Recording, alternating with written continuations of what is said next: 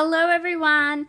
Welcome to the last video in my Documenting the Tough Stuff series.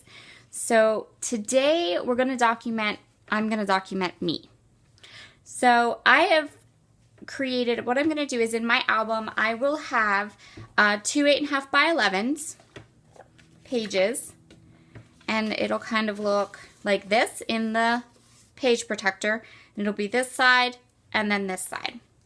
So, for privacy's sake, I decided to go ahead and do this part first and off camera because for those of you that are maybe new to my channel or haven't been here for very long, I have lupus and I don't like to talk about it, but I feel like it's something that should definitely be in my album and documented. And I am sure that if any of you out there struggle with things, not necessarily even a chronic illness, but anything, you kind of want to document that in your album, but it's also not something you necessarily want to have, out in the open. So this is how I decided to tackle that. I printed my journaling on a white piece of 8.5 by 11 cardstock, and then I created this kind of front page. This is parchment paper from the Cardstock Warehouse. It's a little heavier than vellum. It's a little, you can still kind of see that there's something underneath, but it's not, you would have to really, dig into there to get it, right? To get the journaling. So I kind of made this almost a cover page to cover my journaling. I have my title, I'm a lupus warrior. I did some stamping and coloring and some sequins. And the idea is that this is hidden journaling, so you can see the journaling, you kind of know it's there, but also it also retains the privacy aspect. Okay, so I decided that for this video's sake, I didn't want to put my journaling out there for everyone to see. I wanted to keep my thoughts and feelings about my illness private. So I went ahead and did this part separately. And then what we're going to do is we're going to do kind of like the fun part. So I've gathered together lots of pinks and golds and stickers from my How to Kill a Kit with Style for August. This will be my last project for this kit. I'll do a layout share, and then I'm actually going to skip September because I want to work on my class. And I've been kind of procrastinating my class, so I need to get there. And actually this morning my friend Warrior sent me a message, and I'm like, about when it was going to come out, and I'm like, no. I'm like, I don't know. I haven't been working on it. I need a kick in my crafty butt. So she gave me one. So now we're going to go ahead and try to get working on that for September. So I'm going to kind of bow out gracefully from How to Kill a Kit with Style next month.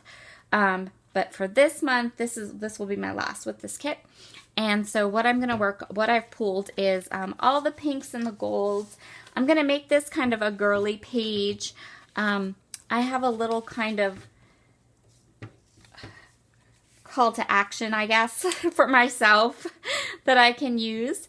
And yeah, so this is a really great, but I wanted to show you this technique and how I did this so that if you have a story like this, a story that you don't necessarily want to, have some private journaling or something that you really, you want to get on paper, you want to get it into your album, you want people, the people that matter, like your family, to know, this was really a struggle for me. This was really hard for me. This was something I dealt with every day. But at the same time, you also don't want your dinner guests that are flipping through your album to be like all into this private journaling. This is a really nice way to do it because you can kind of see there's something back there, but unless someone is really, really interested and really close to you, they're really not going to take the time to kind of pull out that back paper and read everything. Okay, so that's my plan. I'm going to put everything on fast forward now, and we will create this pretty page. And yeah, I am so glad to everyone who gave me such great feedback on this Documenting the Tough Stuff series. Next month, I'm going to do another series called Documenting the Good Stuff. And think of that as events. And when you have events, you have more than one picture. You have oodles of pictures, right? So for those of you that are dying to know how to do multi-photo layouts, documenting the good stuff, those four videos that will be in September will help you with that. Okay, so I'm going to put you on fast forward and let's get cracking on this layout. Okay, so let's go ahead and get started.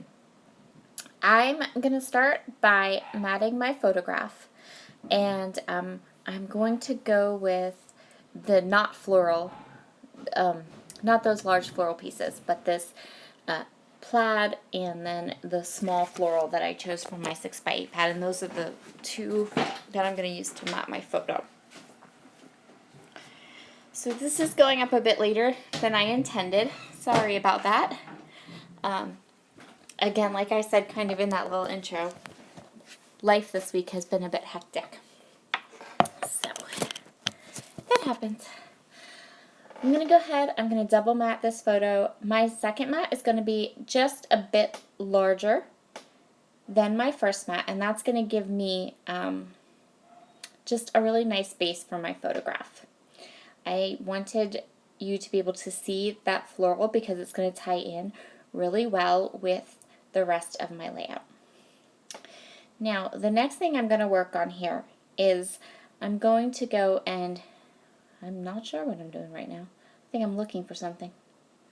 Probably my tape runner, which was right there to the left of me, because I lose my tape runner all the time. I'm going to put the photos down. Now, this is kind of funny. I'm going to put this photograph down, but I'm going to end up pulling it off anyway.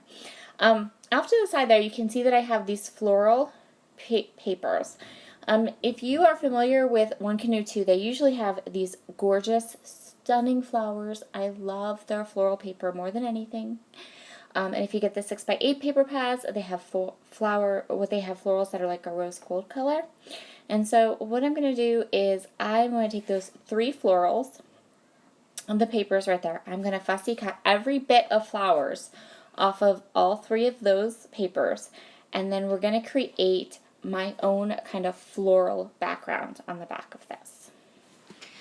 Okay, so I went ahead and I cut all those beautiful florals out, and we are going to use all of them.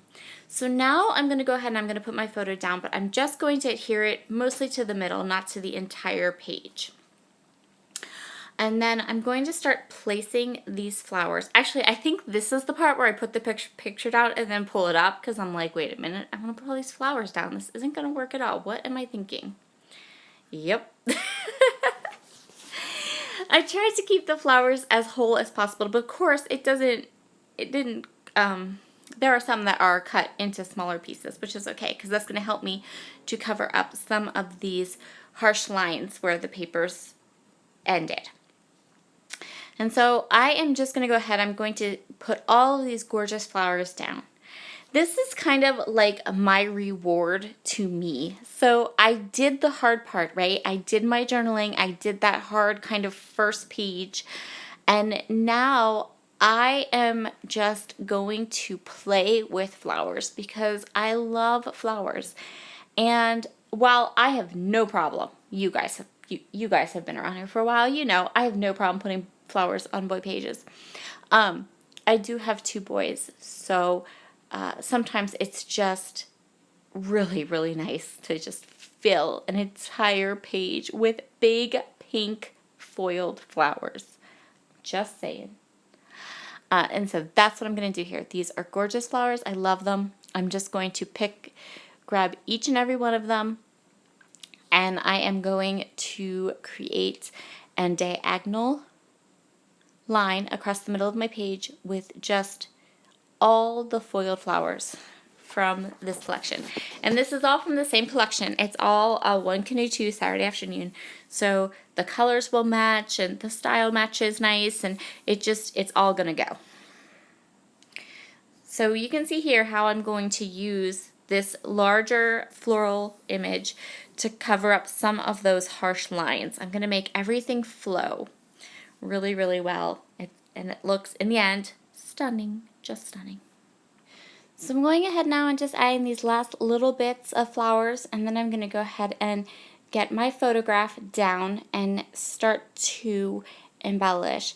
So there isn't going to be a ton of embellishment on this page because for obvious reasons, I have all these beautiful flowers in the background.